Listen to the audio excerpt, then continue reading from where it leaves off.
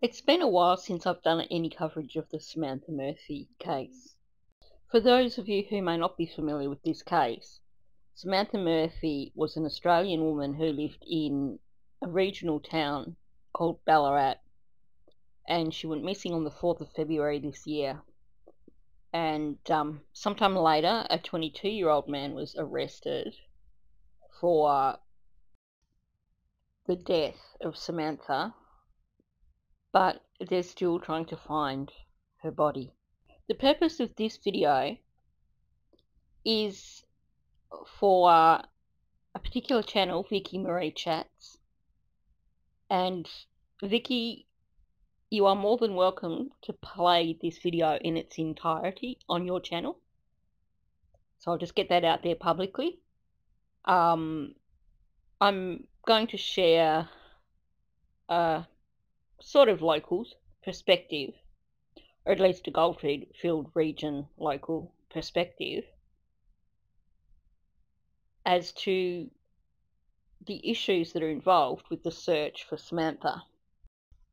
If you've not been following the Samantha Murphy case, I highly recommend going over to vickimarie Chats, and I'll leave a link to her channel in my description, because she's been covering Samantha's case from the get-go, and anything you need to know is over there. So this video is inspired by chatting with some of Vicky's wonderful subscribers prior to her latest live stream, and we were talking about the Enfield Park area where police are currently searching for Samantha. And I realised there are probably a few things that I could offer in terms of insight into the area in general. So these are things that I touched on in chat, but I think it's easier just to discuss them this way. So a bit of background: this whole area in central Victoria is known as the Central Goldfields region, and the history goes back to the mid-1800s when there was a massive gold rush, and you had the two main gold rush towns of Ballarat and Bendigo. And of course, moving out from those towns, you had all these other areas that were being mined for gold. So you had people coming, you had a huge Chinese population coming from overseas, and lots of Chinese miners, and of course a lot of poor people basically living out in the bush hoping to get rich, finding gold. And that was as early as the 1850s. So this whole region, this whole goldfield region, was populated by poor prospectors hoping to get rich on gold.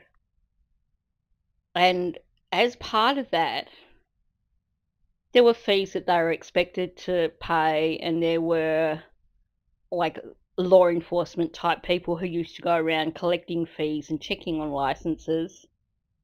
And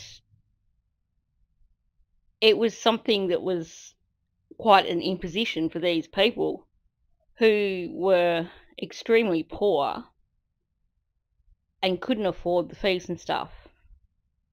The other thing was, if you found a little bit of gold and you hadn't actually registered your diggings, which so many people didn't, because if you registered your diggings, then you had to pay a fee, a mining fee. So back then, so many people didn't register their diggings. So if they found gold somewhere, they kept it very, very quiet. So they wouldn't let anyone know where their diggings were. So this whole region, this whole goldfield region, is just peppered by abandoned mines, which date back to the 1800s. So many of them were never marked on a map, and so many of them have still never been located. And obviously we're not talking about, don't think about in terms of great big mining companies or anything. We're talking about single individuals. So in some instances, the shafts may have been fairly deep, but we're talking about a single person digging a single shaft. So in terms of that, it was easy for shafts to be overlooked, cover up the entrance, and people didn't know it's there.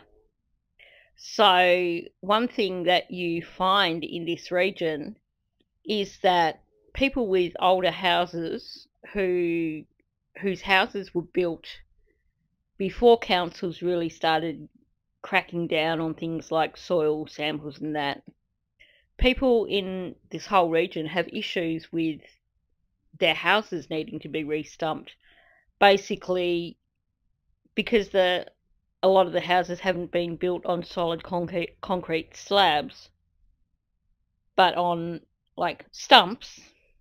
Then they need to be in areas, they need to be jacked up and foundations made more secure, because what's happened is that there's been unknown mine shafts underneath, just these small ones from small prospectors, that after people have built on them, and then, you know, when a house has been sitting there for 80 odd years and these old mine shafts collapse, then yeah, the houses do start going a little crooked. My house, and I don't know if this is any connection, but in my dining room, you have to be careful. I've also got my desk with my wheelie chair, and you've got to be careful, because if I don't put my wheelie chair back in the right spot, it just takes off across the room. That's on wooden floorboards, obviously, but there is a definite slope in the floor in my dining room. So the map in front of you right now is a current map used by gold prospectors in the Enfield State Forest. So more than half of that forest where they've been searching for Samantha today is open for gold prospecting. Now, people need a license to go in there and prospect, and this is something that is done throughout the whole Goldfields region. You go to any town and go to any of the campgrounds, and you can pretty much expect to run into someone who's camping there, and they'll be quite happy to tell you about their gold find in a particular area, and they'll be quite happy to tell you about the sorts of metal detectors you need for fossicking for gold and everything. So it is quite a popular pastime still. People will invest in quite expensive gold detectors, metal detectors, and they'll have all their digging equipment and everything, so that what you see in areas like Enfield State Forest, and there's a picture that'll come up in a minute, and you can actually see where the ground is all uneven, because what happens is that prospectors get their licenses, they go in there, and they'll find their area, and usually they won't start digging till they've located something with their metal detector. But they'll find an area, and then they'll really dig. So what you see is, and it's a real kind of a shaly type soil. So what you see in a lot of these areas, these state forest areas, is just mounds all over the place where prospectors have gone in and, you know, we're talking modern days times now, people are still doing this. So prospectors go in with their metal detector, they get something come up on the detector, and they'll dig up that area. And of course, you know what it's like when you dig up a hole like that, you end up with a mound. So you can walk into these state forests and you see all these mounds all over the place. Anywhere within this whole goldfield region, you go into a state forest and there's mounds all over the place. But Enfield Forest is popular as a mining location because it was actually one of the big gold discovery areas in the 1800s. So I think people are still very wishful that there'll be gold found there.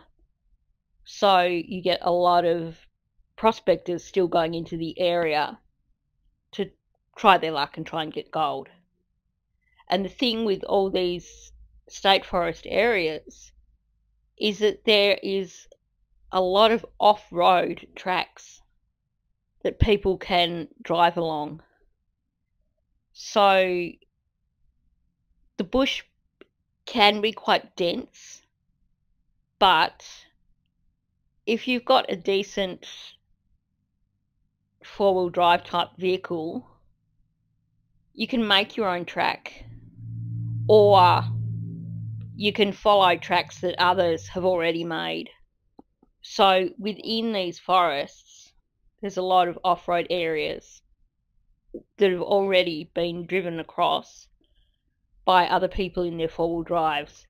So it's not just roads running through, but lots of off-road tracks as well. So basically what you're looking at here, what police are faced with here, is a region where there could be countless undiscovered mine shafts.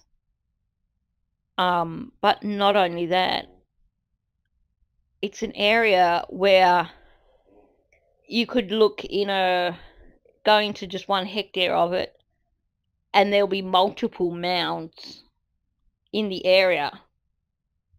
And it's because it's a kind of a clay type shale, you don't get a lot of vegetation growing back on top of those mounds. So you can imagine it's not like it's a really rich, loamy soil where you can tell where there's a really fresh mound. Because if it's been dry, then you're not going to know how old any of those mounds are. These are just clay-coloured mounds that are like a shaly type dirt with very little growth over the top of them. So I can see why this is an area that would have been chosen by Patrick. I suspect that it will come out eventually that he had help, but at the same time, this is going to be a huge job for Victoria Police, because, like I said, there's already countless mounds in the area, and it's a popular spot for prospectors. So you can probably see from this picture that the grass is kind of sparse in the area. There's only a very shallow top level of soil. So once that's disturbed, it's really hard for revegetation to occur. It takes a long time for a build-up of leaf mulch and stuff to allow for revegetation. So what you tend to see in the area is more of this kind of ground that you can see on this walking track. And there, and you can see on the right hand side of that picture the kind of thing that you're contending with as far as uneven soil. That's probably not indicative of what I was explaining though. Generally what you see in terms of the mounds that have been left behind by prospectors is something quite a bit larger. They tend to be long mounds where they've basically worked in a straight line. And depending on the weather tomorrow, I'll try and head out to one of our local state parks and get some images of those to show you. But hopefully this gives you some perspective on the Enfield State Park area and just helps you to understand why it is such a struggle for Victorian police to try and find Samantha. So it's Thursday evening here now and it's gotten dark already. So police have finished searching for today, but they have said that they are going back and searching in the area again tomorrow. So let's cross our fingers and hope that sometime soon they're able to take Samantha home to her family.